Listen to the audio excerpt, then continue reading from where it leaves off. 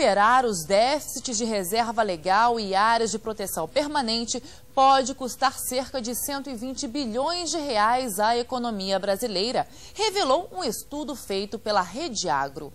De acordo com o estudo, os 64 milhões de hectares a recompor com florestas equivalem a 24% da área total em produção no país. Além dos custos programados para o reflorestamento, a perda de arrecadação tributária. Ainda segundo a pesquisa, a redução de 24% na área produtiva vai acarretar em uma diminuição de 20,5% na renda total gerada pelo setor agropecuário, que responde por 36 bilhões e 100 milhões de reais. Por isso é fundamental a reforma, quer dizer, a reforma se justifica pelas perdas econômicas que o Código atual gera. O estudo também aponta que os prejuízos não serão apenas no campo, caso a reforma do Código Florestal não seja aprovada. Então, a gente fez uma análise que a gente pegou o déficit de reserva legal e de área de APP com agricultura, não área de APP com pastagem, e a gente assumiu que a recuperação dessas áreas iria reduzir a produção agrícola, a área plantada. Isso levaria a uma queda no PIB brasileiro total de 3,5%, porque a queda da produção agrícola se reflete em queda de consumo no resto da economia como um todo. Então seria uma perda mais ou menos de 120 bilhões de reais para a economia brasileira. No último sábado foi realizado no interior paulista o Dia de Campo PMGZ Leite, programa de melhoramento genético das raças zebuínas. A produção média do gir leiteiro no Brasil é de 3.254 quilos em 305 dias e a duração média da lactação de 289 dias ao ano. São dados da Associação Brasileira de Criadores de Gir Leiteiro que comprovam a produtividade da raça.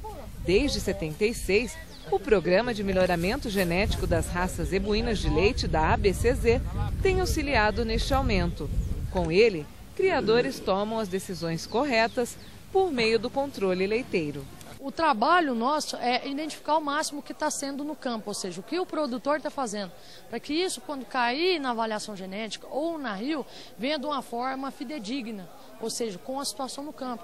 Então essas correções de regimes alimentares, matrizes que tem 3 tetos ou 4 tetos, ou que estejam com presença ou ausência de bezerro. Então tudo isso está sendo trabalhado para ser informado para avaliação genética e podendo comparar o que é comparável. Só comparar os animais que tenham condição de ser comparados uns pelos outros.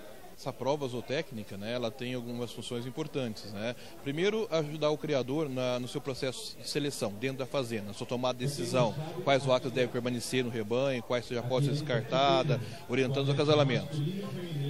Ao vender essa genética, né, o criador que participa dessa prova, ele agrega valor, porque é uma associação certificando a qualidade daquele animal, a superioridade, a duração da lactação, né?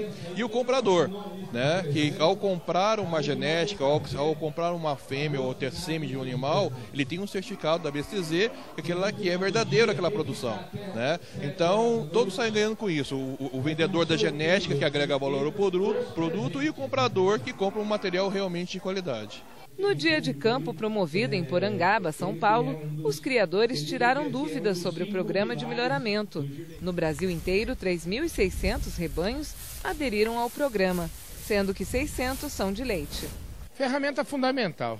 Todo criador, para você saber onde você está e para onde você quer ir, você tem que medir.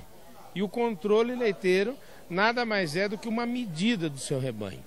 É uma medida fundamental.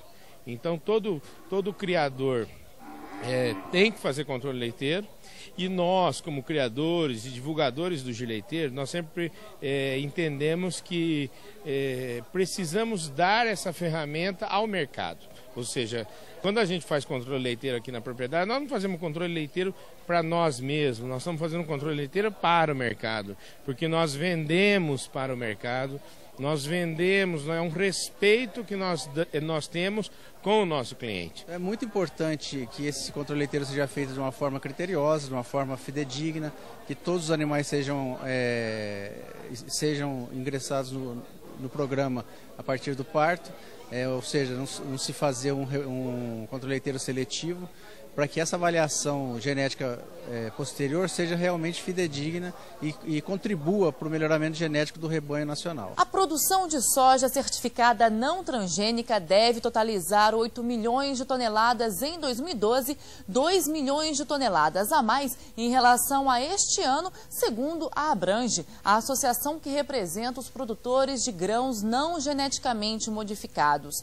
E os agricultores estão sendo incentivados a se qualificar para atender melhor o mercado externo. O Brasil é líder na produção e exportação de grãos não geneticamente modificados. A produção de soja neste ano foi de 73 milhões de toneladas.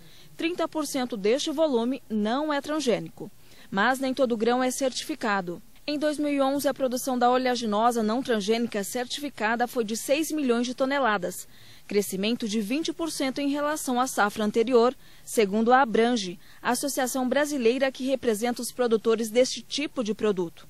Todo o volume produzido é destinado ao mercado externo. Esse crescimento deve-se principalmente à regulamentação e rigidez dos importadores. Mesmo com problemas econômicos em alguns países europeus, o mercado brasileiro de não transgênicos continua firme, diz a Abrange. E o sojicultor que produz o grão certificado tem recebido $2 a mais por saca. A gente tem incentivado uma série de programas de produção e também de qualificação do agricultor no campo para conseguir segregar a sua soja e com isso agregar valor à sua produção. Para 2012, a expectativa da Abrange é de crescimento na produção. O volume deve passar de 6 para 8 milhões de toneladas de soja. Aumento motivado por ações da entidade em parceria com outras associações.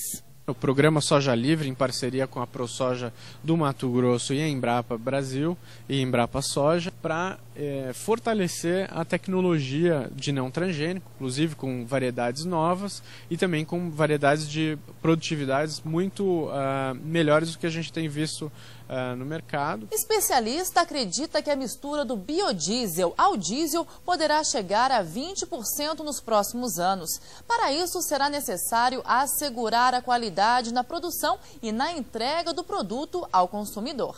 O Brasil mantém normas rígidas para a fabricação do biodiesel. Mesmo assim, alguns problemas são observados. O principal é na estocagem e transporte do produto. E são problemas naturais de um país tropical como o nosso, no qual nós temos extremas temperaturas, elevadas umidades e algumas logísticas extremamente longas. O pesquisador recomenda medidas de controle, mas diz que é necessário que produtores e fornecedores garantam a qualidade do produto para que o consumidor não seja prejudicado. A longo e médio prazo, eu vejo com muita simpatia que já estaríamos em condições de ter teores mais elevados e chegar a ter alguns casos em frotas cativas e regionais com utilização de teor de 20% de biodiesel, desde que asseguremos a qualidade não só na produção, mas também na entrega e no produto final ao consumidor quando misturado ao diesel.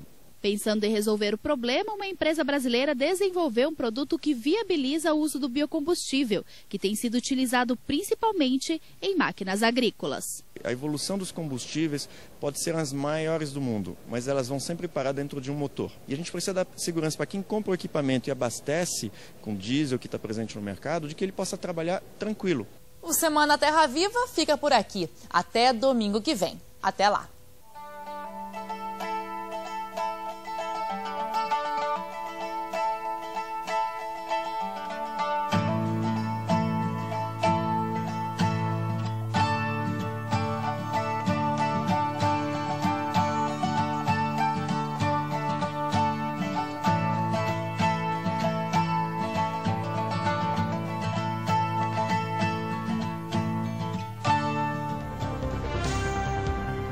Semana Terra Viva. Oferecimento Leite Pasteurizado Cooper. Alegria de pais e filhos.